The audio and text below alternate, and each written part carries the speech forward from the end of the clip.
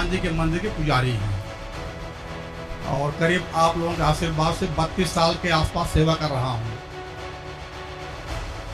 ये दो हैं, ये दोनों हम तो रहते हैं मंदिर में आते हैं, हम लोग आपके साथ जो सुनते हैं वो आपस में डिस्कस करते हैं। कई कथाकार हमारे पास गए, मैंने उनसे प्रश्न पूछा लेकिन उनको प्रश्न का उत्तर नहीं दे पाए जी। पहला प्रश्न मेरा स्वामी जी है, गुरु जी है कि मोक्ष किसका होता है?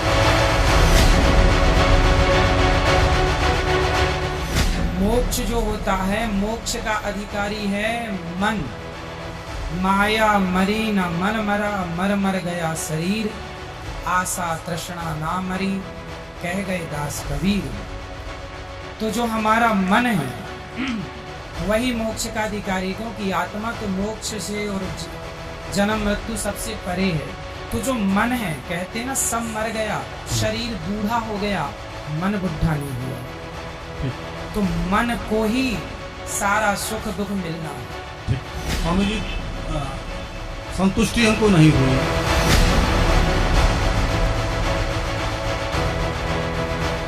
क्या बताते हैं कि इस मन की इतनी गंदी वृत्ति है, यो काल का दूत है, तुमने चैन से रहने नहीं देता। जैसे कोई गांव का सरपंच बन जाता है तो उसकी नीयत रहती है चेयरमैन बनूं, और चेयरमैन बन जाता है तो ये सोचा एमएलए की टिकट मिले। एमएलए बनने के बाद इन्होंने सोचा मंत्री बनो, जब बात बनाए। मंत्री बनने के बाद इन्होंने सोचा मुख्यमंत्री बनो, जब चौधर पूरी हो। मंत्री बनकर नीति हो प्रधानमंत्री बनो, इतने इसकी टिकट लेकर गधा संतरी बना पाओ। अब परमात्मा कहते हैं 3 लोग से तरपत ना ही यो मन भोगी खसिया। ये मूर्ख बना रहा तुम्हारे को जो काम करना था। कबीर साहब कहते हैं कबीरा सब जग निर्धना धनवंता नहीं कोए, धनवंता सो जानियो जिस पर राम नाम धन।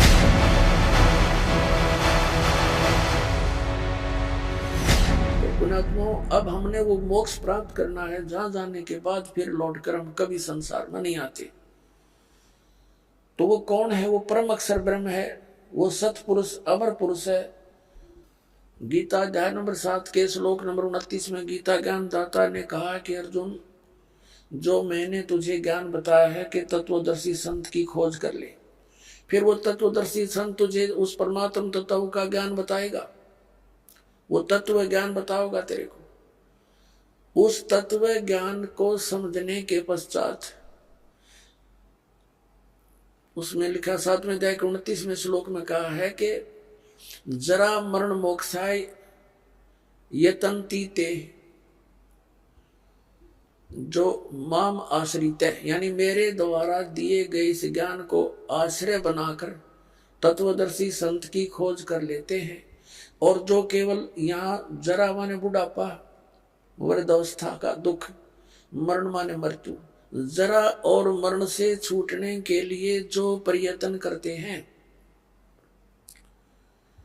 और संसार की किसी वस्तु की जो डिमांड नहीं रखते, वे ब्रह्म तत्व विदु और वो उस परमात्मा तत्व ब्रह्म को जानते हैं। और अखिलम च अध्यात्म, सारे अध्यात्म को जानते हैं और सभी कर्मों से परिचित है। यहाँ के सभी कर्मों से और पूरे अध्यात्म मार्ग से वो लोग परिचित हैं जो केवल जरा और मरण से मोक्ष के लिए ही प्रयत्न कर रहे हैं।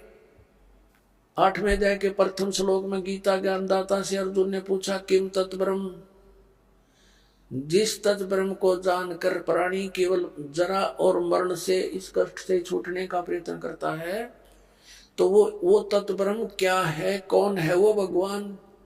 गीता ज्ञानदाता ने गीता अध्याय नंबर 8 के श्लोक नंबर 3 में उत्तर दिया है, वो परम अक्षर ब्रह्म है। देखिएगा अध्याय नंबर 7 का श्लोक नंबर 29,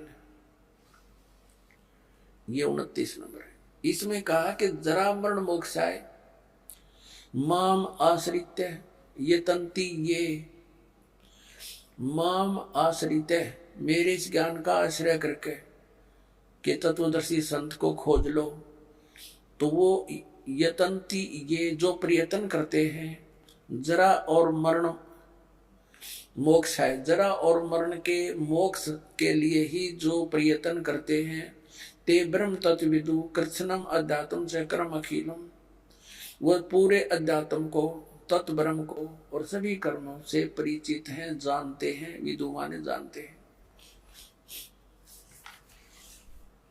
इन्हीं का अनुवाद पढ़ते हैं। जो मेरे शरण होकर जरा और मरण से छूटने के लिए, जरा माने बुढ़ापा, वृद्धावस्था होती है, इन्हों का लिख दिया है, वे पुरुष उस तत्ब्रह्म उस ब्रह्म को, संपूर्ण अध्यात्म को, संपूर्ण कर्मों को जानते हैं। ये तीसरा श्लोक में ये कहा है 8वें अध्याय के, कि केवल जो मुझे ही सब कुछ समझ रहे हैं वो मुझे ही जानते हैं, वो तो मुझे ही जानते हैं बस।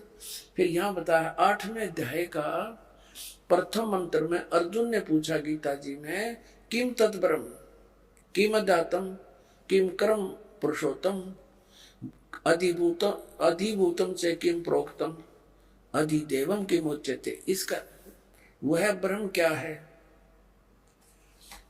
और इसका 8वें अध्याय के तीसरे श्लोक में उत्तर दिया है गीता ज्ञानदाता ने। 8वें अध्याय के तीसरे श्लोक में वो परमाक्षर ब्रह्म है। अब इससे सिद्ध हो गया गीता ज्ञानदाता से कोई अन्य परम शक्ति है जो जीव को पूर्ण सुखी कर सकती है और पूर्ण मोक्ष प्रदान कर सकती है। अब यहां गीता अध्याय नंबर 8 के श्लोक नंबर 5 और 7 में गीता ज्ञानदाता ने कहा है कि मेरी भक्ति कर, मुझे ही प्राप्त होगा। और 8वें अध्याय के 8, 9, 10 में 3 मंत्रों में कहा कि उस परमेश्वर परम अक्षर ब्रह्म की यदि तू साधना करेगा, उसकी भक्ति की कमाई के बल से, योग के बल से, भक्ति की शक्ति की ताकत से, तो उसको प्राप्त हो जाएगा। 8वें अध्याय के 13वें श्लोक में गीता ज्ञानदाता अपनी साधना का मंत्र बताता है। ओ इति एकाक्षरम ब्रह्म व्यवहारन माम समन ये प्रयाति तदन देहम सयाति परमाम गतिम। मुझ ब्रह्म का केवल एक ओम मंत्र है, और जो इसकी अंतिम श्वास तक सिमरण करता हुआ, इसका अंतिम श्वास तक सिमरण करता हुआ छोड़कर जाता है, वो ओम से मिलने वाली परम गति को प्राप्त होता है। ओम से मिलने वाली परम गति कौन सी है? ब्रह्मलोक। 8वें अध्याय के 16वें श्लोक में कहा कि ब्रह्मलोक पर्यंत, ब्रह्मलोक में गए हुए प्राणी फिर वापस जन्म मृत्यु में आते हैं, तो इससे भी पूर्ण मोक्ष नहीं हुआ। जन्म मृत्यु का दीर्घ रोग कटा नहीं। फिर 17वें अध्याय के 23वें श्लोक में गीता ज्ञानदाता ने कहा है उस परम अक्षर ब्रह्म के पाने का, ओम तत्सत इति निर्देश ब्रह्मण त्रिविध समर्थ है। ब्रह्मण माने सच्चिदानंद घन ब्रह्म। देखिएगा 17वें अध्याय का 23वां श्लोक दिखाते हैं। अध्याय नंबर 17 और श्रीमद् भगवद गीता ये 23वां श्लोक है। ओम तत्सत इति निर्देश है ब्रह्मण त्रिविध समर्थ है, ब्राह्मणा तेन वेदा च यगा च विहिता पुरा। इसका समझ क्या है? ओम से ओम तत्, तत्सत सत, ओम तत्सत ऐसे ये 3 प्रकार का ब्रह्मण माने सच्चिदानंद घन ब्रह्म का नाम कहा है। ब्रह्मण माने सच्चिदानंद घन ब्रह्म कर रहे हैं, यानी परम अक्षर ब्रह्म समझो इसको, परम अक्षर ब्रह्म का नाम है यो। अब हम फिर आते हैं वापस 8वें अध्याय के, अध्याय नंबर 8 के ही वापस आ जाते हैं। ये देखिएगा 13वें श्लोक पे, ये देख 8वां अध्याय गीता जी का, और ये 13वां श्लोक यहाँ पर है 13वां। अब हम संस्कृत भी पढ़न जोगे हो गए, ऐसी बात नहीं, देवनागरी लिपि है। ओम इति एकाक्षरम ब्रह्म व्यवहारण माम अनुसमरण ये प्रयाति तजन देहम सयाति परमाम गतिम। अब ये गीता ज्ञानदाता कहता है कि माम ब्रह्म, मुझ ब्रह्म का, ओम इति, ओम यह एकाक्षरम, एक अक्षर है, नथिंग एल्स, व्यवहारण अनुसमरण, यानी उच्चारण करके सिमरण करता हुआ, यह याति तजंदे प्रियाति तजंदे, हम दो शरीर छोड़कर जाता है, इसका सांस सुमन करता हुआ, यह याति परमाम गतिम, वह परम गति को प्राप्त होता है। यहां से शुरू होता है ओम ओम। जो पुरुष ओम इस एक अक्षर ब्रह्म को उच्चारण करता हुआ और उसके अर्थ स्वरूप मुद निर्गुण ब्रह्म का चिंतन करता हुआ शरीर को त्याग कर जाता है, वह पुरुष परम गति को प्राप्त होता है।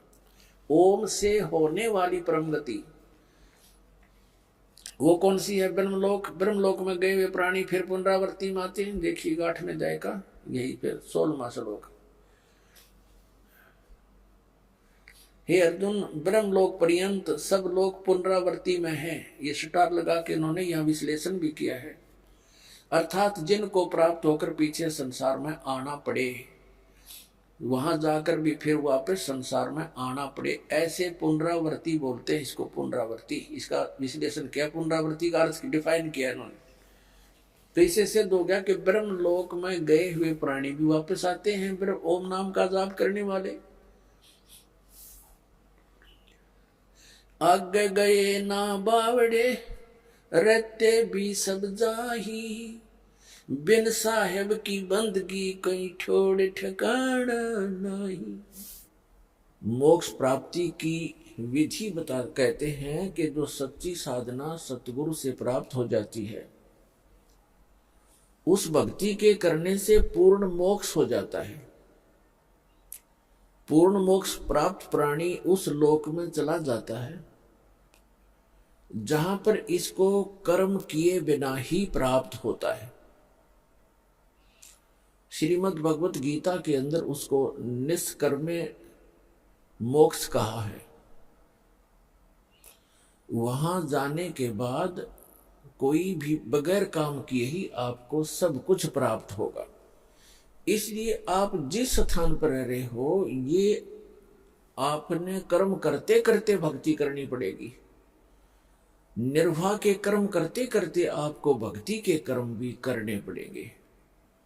इसलिए प्रत्येक सदग्रंथ के अंदर जो प्रावधान है वो इसी प्रकार का है। सबसे पहले आपको श्रीमद् भगवत गीता का प्रमाण देते हैं कि उसमें कैसी भक्ति करने को कहा है और उस भक्ति के करने का तरीका कौन सा है और वो साधना है कौन सी। श्रीमद् भगवत गीता अध्याय नंबर 8 के श्लोक नंबर 1 में अर्जुन ने पूछा कि भगवान, आपने श्रीमद् भगवत गीता अध्याय नंबर 7 के श्लोक नंबर 29 में 29 में कहा है कि मेरे ज्ञान का जो आश्रय कर लेते हैं, कौन से ज्ञान का?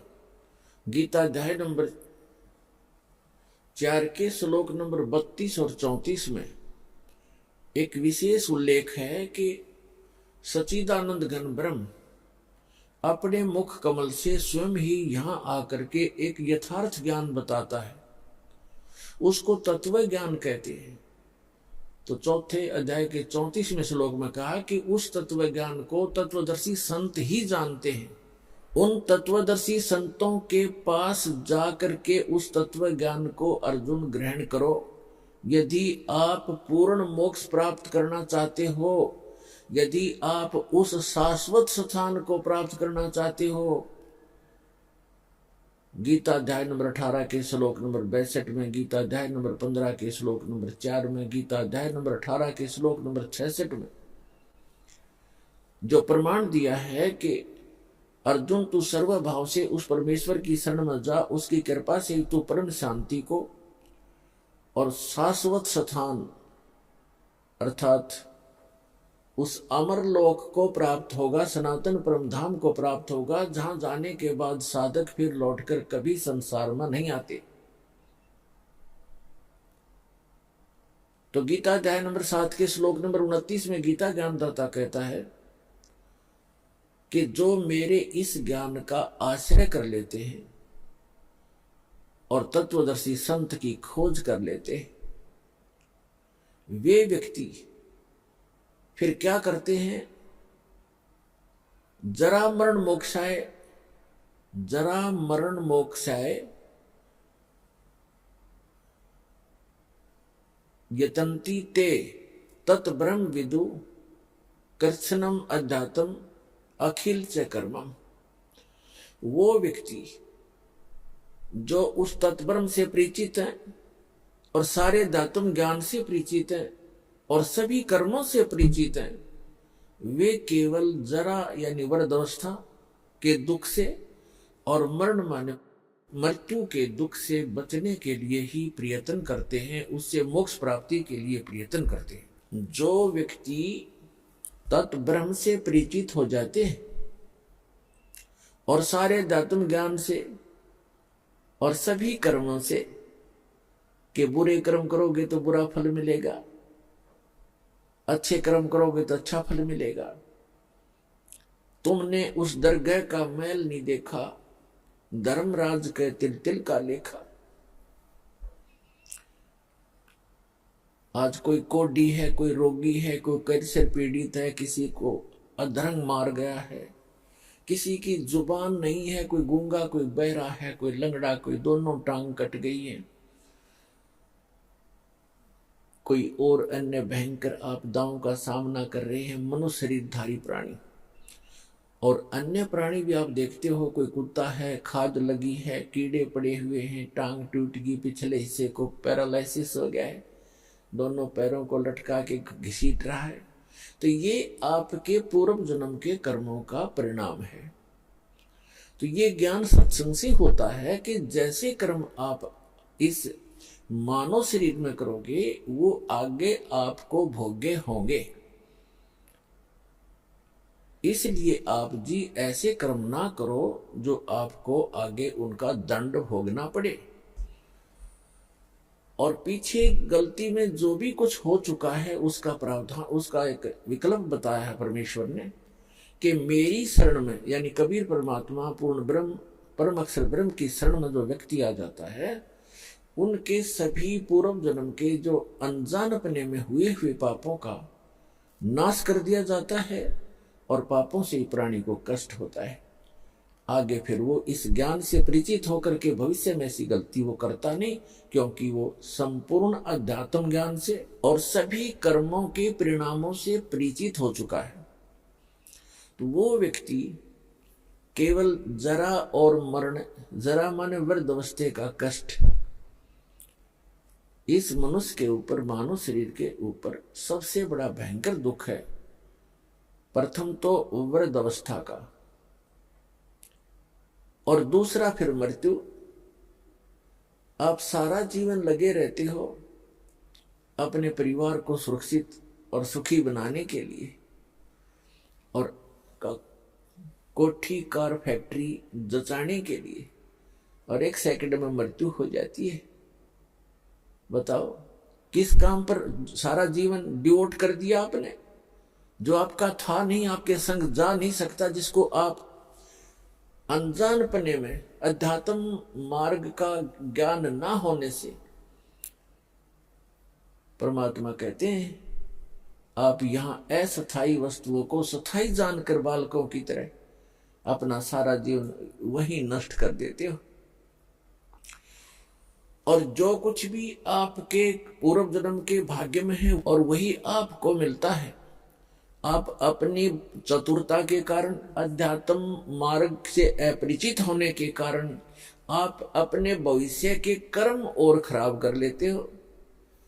इसलिए ये आपको एक तत्व ज्ञान रूपी दीपक दिया जाता है, एक टॉर्च दी जाती है, जिसकी रोशनी में आप अच्छे रास्ते पर चलें, गड्ढों और झाड़ झंखाड़ों में ना घुस जाएं, जो आपको दुखदायी होते हैं।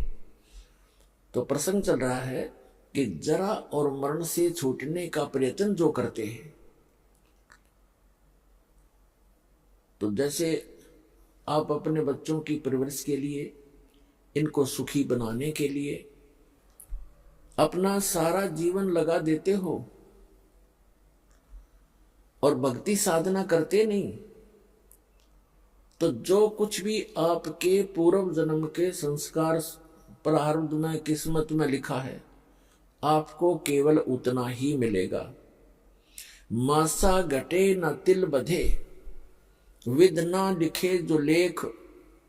परमात्मा ने, विधाता ने आपके कर्मानुसार जो भी आपके प्रारब्ध में, आपकी किस्मत में जो लेख लिख दिए, वो आपके किसी प्रकार के भी प्रयत्न से ना कम हो सकते हैं, ना वो बढ़ सकते, अच्छे या बुरे।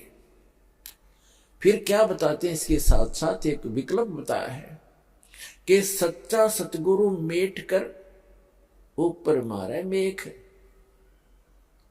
सच्चा सतगुरु, वैसे तो सतगुरु कहना पर्याप्त है, पहले तो सतगुरु शब्द की क्यों आवश्यकता पड़ी? गुरु शब्द पर्याप्त है। गुरु का अर्थ होता है मार्गदर्शक, लेकिन नकली गुरु घने हो गए, इसलिए सतगुरु शब्द संतों ने, परमेश्वर ने प्रयोग किया कि जो सच्चा गुरु है वो ही कारगर विधि बताता है। फिर ये सतगुरु निरे हो गए, ये राधा स्वामी, धन सतगुरु, सच्चा सौदा, सिरसार, जगमाल वाली, ये तेरे सारे निरंकारी, ये सारे सतगुरु कहने लगे। तो इसलिए संतों ने एक शब्द और बोल दिया कि सच्चा सतगुरु। अब सतगुरु भी सच्चा चाहिए, नकली घने हो गए, जिनको कह का पता नहीं, अध्यात्म मार्ग ये जानते नहीं, इन्होंने भी सतगुरु जो अपने उपमा लगा ली। तो यहां बताया है कि सच्चा सतगुरु यानी सच्चा सतगुरु मेट कर ऊपर मारे मेघ। तो इस मनुष्य जीवन को सफल बनाने के लिए सबसे पहले आपको सतगुरु की आवश्यकता पड़ती है, सच्चे सतगुरु की। और पुण्यात्मा, इस विश्व में वर्तमान के अंदर इस दास के अतिरिक्त वो सच्ची साधना और ये तत्व ज्ञान, सत्य ज्ञान किसी भी आज के मार्गदर्शक के पास नहीं है। तो ये दास ही वो सच्चा सतगुरु है। 101 पीढ़ी पार होगी, 101 पीढ़ी आपकी देख लो।